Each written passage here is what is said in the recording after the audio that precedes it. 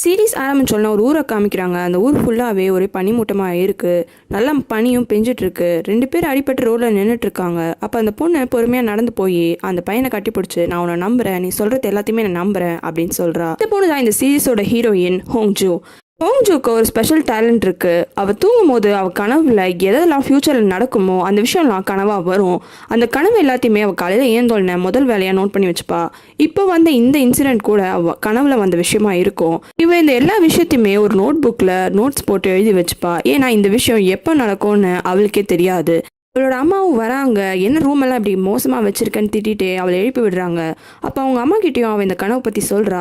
அப்போ அவங்க அம்மா ஃபைனலாக நீ ஒரு பாய் ஃப்ரெண்டை கண்டுபிடிச்சிட்ட போல இருக்குன்னு கிண்டல் பண்ணுறாங்க. அப்போ அவள் இல்லைம்மா, எனக்கு ஆல்ரெடி ஒரு பாய் ஃப்ரெண்ட் இருக்கான், அப்புறம் ஏன் நான் போய் இந்த பையன் யாருன்னு கூட இவனை தெரியல, சடனாக போயிட்டு இவனை நான் கட்டி பிடிக்கிறேன், என்ன கனவு இதுன்னு எனக்கு சுத்தமாக புரியலன்னு பேசிகிட்டு இருக்கா. இப்போ எதிர் வீட்டிலேருந்து ஏதோ சத்தம் கேட்குது. இவ என்னன்னு ஜன்னல் வேலை எட்டி பார்க்குறா. எட்டி பார்த்து ரொம்ப ஷாக் ஆயிடுறா. அப்புறம் தான் பார்த்தா இவ கனவுல வந்த பையன் நான் எதிர் வீட்டில் நின்றுட்டு இருக்கான்.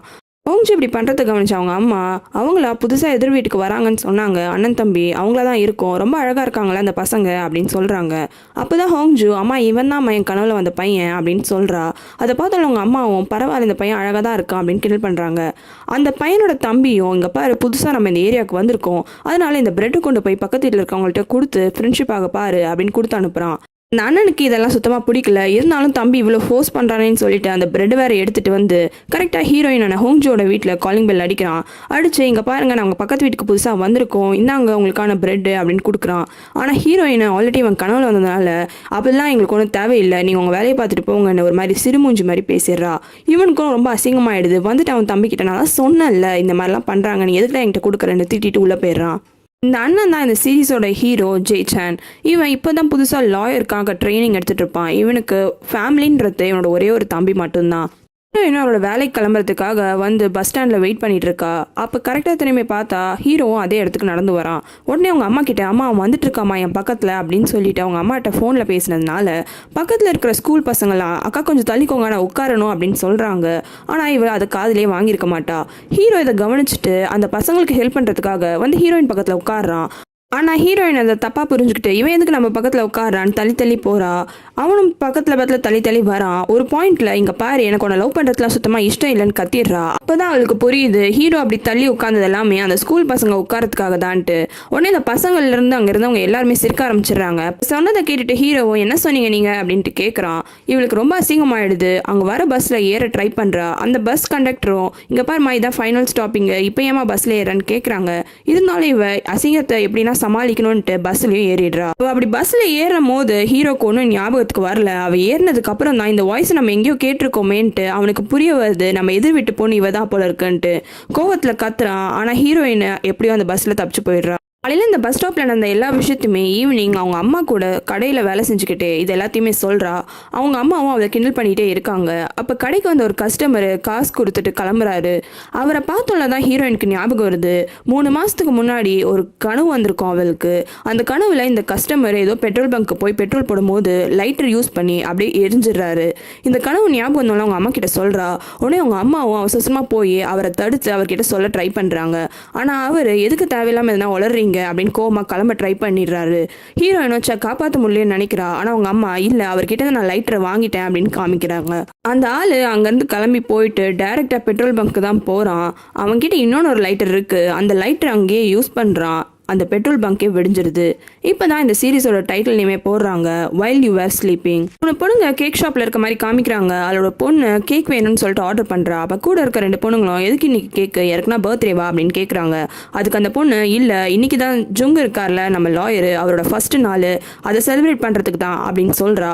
பக்கத்தில் இருக்கவங்களும் அவனுக்கு ஃபர்ஸ்ட் டேனா நீ ஏன்டி செலிப்ரேட் பண்ணுறேன்னு கேட்குறாங்க. அப்போ நம்ம ஹீரோட ஃபோட்டோவை காமிச்சிட்டு பாருங்க இவ்வளோ அழகாக இருக்கான், இவனுக்கு போய் நம்ம ஃபர்ஸ்ட் டே செலிப்ரேட் பண்ணலாம் எப்படி அப்படின்னு சொன்னோன்னே ஹீரோட ஃபோட்டோ பார்த்தோன்னே அவங்க 2 பேருமே கூட ஹீரோ ரொம்ப அழகாக இருக்காங்க, கண்டிப்பாக நம்ம செலிப்ரேட் பண்ணுறோம் அப்படின்னு பேசிட்டு இருக்காங்க.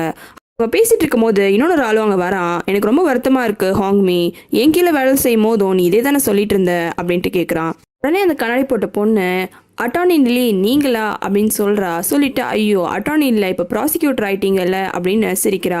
அவன் உடனே இவங்க சாப்பிட்டதுக்கும் அந்த கேக்கும் சேர்த்து பில்லு கொடுத்துட்றான்.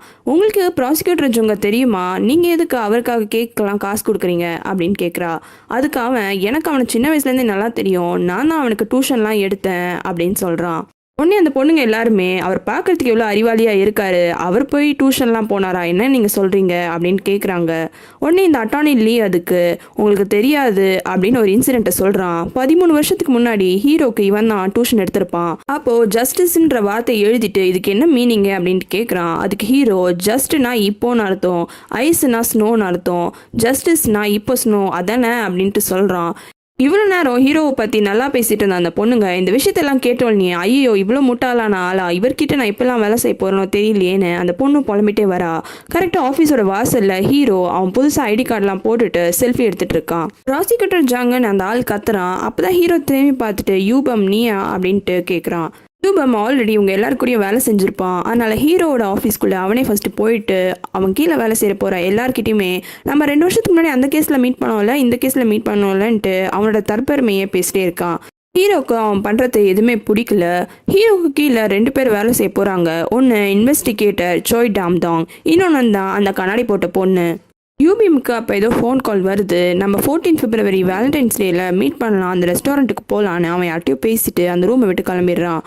அவன் அப்படி பேசிகிட்டு இருக்கும் போது பேப்பரை துண்டு துண்டாக கட் பண்ணியிருப்பான். அதெல்லாம் பார்த்தோன்னே ஹீரோக்கு அவன் சின்ன வயசில் நடந்த ஒரு விஷயம் ஞாபகம் வருது. ஹீரோக்கு இவன் தான் டியூஷன் எடுத்திருப்பான். அப்போது ஹீரோவோட அப்பா நீ நல்ல மார்க் வாங்கினா உனக்கு பாக்கெட் மணி நிறைய தரேன் அப்படின்னு சொல்லியிருப்பாரு. இந்த விஷயத்த யூபிஎம் ஹீரோ கிட்ட சொல்கிறான். நீ ஒரேடியாக ஃபர்ஸ்ட் மார்க் வாங்கினா உங்கள் அப்பாவுக்கு டவுட் வந்துடும், அதனால நீ கொஞ்சம் கொஞ்சமாக மார்க் அதிகமாக வாங்குற மாதிரி நானே ரிப்போர்ட் கார்டில் மார்க்கை ஏற்றி விட்டுடுறேன், உங்கள் அப்பா கிட்ட நீயும் போய் சொல்லி பாக்கெட் மணி வாங்கிடு, அதில் பாதி காசை எனக்கு கொடுத்துரு அப்படின்னு ஒரு டீல் போடுறான். அதுக்கு ஹீரோவும் ஒத்துப்பான். பேப்பர்லாம் பார்க்கும்போது ஹீரோக்கு இந்த விஷயம் தான் ஞாபகத்துக்கு வருது. ஹீரோயின் ஏதோ ஒரு ஹாஸ்பிட்டல் பெட்டில் இருக்கா. என்னாச்சு அம்மா இங்கே அப்படின்னு கேட்குறா. அப்போ பக்கத்தில் இருக்க ஆன்ட்டி ஒன்றால் தான் அம்மா இறந்து போயிட்டாங்க, நீ தான் ஆக்சிடென்ட் பண்ணிட்ட அப்படின்னு சொல்கிறாங்க. அப்படின்னு தூக்கத்துலேருந்து அழுதுகிட்டே ஏந்துக்கிறா. பார்த்தா ஹீரோயினுக்கு அந்த கனவாக தான் இது இருக்கும். சோகமாக மூஞ்ச வச்சுக்கிட்டே வெளியிலையும் வரா. அவங்க அம்மாவும் வா சாப்பிடலாம் அப்படின்னு கூப்பிட்றாங்க. அப்போ கரெக்டாக டிவியில் நேத்திக்கு அந்த பெட்ரோல் பங்க்கில் எரிஞ்சு போன அந்த ஆளோட நியூஸை போடுறாங்க. டிவியில் அந்த நியூஸை பார்த்துட்டு ஹீரோயினோட அம்மா இவன் தான் நம்ம நேற்றுக்கு பார்த்த ஆள் அப்படின்ட்டு கேட்குறா. உடனே ஹீரோயின் கடகடன் போயிட்டு ஒரு ட்ராயர்லேருந்து கத்திரிக்கோள் எடுத்துகிட்டு வந்து அவளோட முடியெல்லாம் கட் பண்ண ஆரம்பிச்சிடறா. என்ன ஆச்சு உனக்கு, ஏன் இப்படி பைத்தியக்காரி மாதிரி பண்ணுற அப்படின்ட்டு அவங்க அம்மா கேட்குறாங்க. அப்போ ஹீரோயின் அழுதுகிட்டே என்னோட கனவுல வர எல்லா விஷயமே கண்டிப்பாக நடக்குது, கொஞ்சம் கூட மாற மாட்டேங்குது, என்னாலேயே அதை மாற்றவும் முடியல அப்படின்னு அவள் அழும்போது அந்த கனவுல வந்த அவங்க அம்மா இறந்துருவான்ற விஷயத்தையும் சொல்கிறா. அதுக்கு அவங்க அம்மா அதெல்லாம் ஒன்றும் நடக்காது, நீ கவலைப்படாத, எல்லாம் சரியாயிடும், நீ போன்னு அவளை தேத்தி அனுப்பிச்சிடுறாங்க. அப்படி சொல்லியிருந்தாலுமே ஹீரோனோட அம்மா அவங்க காசு டீட்டெயில்ஸ்ன்னு எல்லாத்தையுமே ஃபைனலாக ஹீரோயின் கையில் இதெல்லாம் ஒப்படைக்கணும்னு சொல்லிட்டு ரெடி பண்ண ஆரம்பிச்சிடுறாங்க. அடுத்த நாள் தான் February 14th வேலண்டைன்ஸ் டே. யூபிஎம்மும் ஒரு கடைக்கு போயிட்டு ஃப்ளவர் பொக்கே வாங்கிட்டு கிளம்புறான். ஹீரோ அன்னைக்கு தான் புதுசாக கார் வாங்கியிருப்பான். அந்த காருக்கு முன்னாடி நின்றுட்டு நிறைய செல்ஃபியாக எடுத்துகிட்டு இருக்கான். அப்போ திடீர்னு செல்ஃபிக்குள்ளே யூபிஎம் வந்துடுறான்.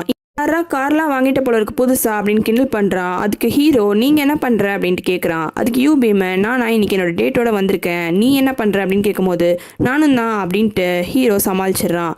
அப்போ தான் யூபிஎம்மோட டேட்டு அதாவது கேர்ள் ஃப்ரெண்ட் யாருன்னா ஹீரோயினாக தான் இருக்கும். இவளை பார்த்தோன்னுமே நீயான்னு சொல்லிட்டு 2 பேருமே ஷாக் ஆயிடுறாங்க. யூபிஎம் ஒன்னே நீ உன் கேர்ள் ஃப்ரெண்டோட வந்திருக்கன்னு தானே சொன்னேன், கூப்பிடு அவளை, நம்ம 4 பேரும் ஒன்றா போகலாம் அப்படின்னு கூப்பிடுறான். ஆனால் ஹீரோயின் அதெல்லாம் தேவையில்லைன்னு கத்திடுறா. ஹீரோவும் இல்லை நீங்கள் 2 பேருமே போங்க, அதெல்லாம் ஒன்றும் தேவையில்லைன்னு அமுச்சு விட்டுறான். ஹீரோயினை கூட்டிகிட்டு யூபிஎம் நடந்து போகும்போது இவன் கார்லாம் வாங்கிட்டான் இப்போது, ஆனால் இவன் ஸ்கூல் படிக்கும் போது இவனுக்கு ஃபஸ்ட்டு வண்டி வாங்கி கொடுத்ததே நான் தான், அது 10 வருஷத்துக்கு முன்னாடி நடந்திருக்கும்னு நினைக்கிறேன் அப்படின்னு சொல்லிட்டே போகிறான். இதை கேட்டோடனே ஹீரோக்கு பழசோட ஞாபகத்துக்கு வருது. நீ தானே வண்டியை ஆக்சிடென்ட் பண்ணன்னு சொல்லிட்டு ஹீரோட அப்பா அவனை வச்சு செமையாக திட்டாரு போலீஸ் ஸ்டேஷன்லேயே. ஹீரோட அப்பா போலீஸ்ன்னு நம்மளுக்கு இப்போ தான் தெரிய வருது. ஒரு திட்டத்துக்கு இல்லைப்பா நான் எந்த ஆக்சிடென்ட்டும் பண்ணல அப்படின்னு ஹீரோ சொல்கிறான். அப்போ இந்த வண்டி எப்படி உனக்கு கிடச்சிது, நான் உனக்கு எந்த வண்டியுமே வாங்கி கொடுக்கலையே, நீங்கன்னா வண்டியை திருடினியா அப்படின்னு திரும்பவும் கத்த ஆரம்பிக்கிறாரு. இல்லை நானே சொந்தமாக சம்பாரிச்சு வாங்கினேன் அப்படின்னு ஹீரோ பதில் சொல்கிறான்.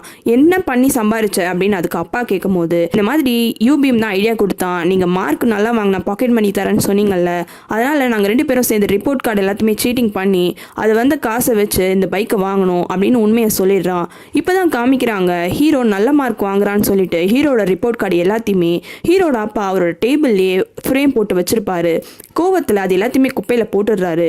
ஹீரோ உடனே அப்பா நான் வண்டியை வாங்கினேன், ஆனால் ஆக்சிடென்ட் நான் பண்ணலை அப்படின்னு சொல்ல வரான். ஆனால் எதையுமே அவரோட அப்பா கேட்கறதுக்கு விருப்பமே படல.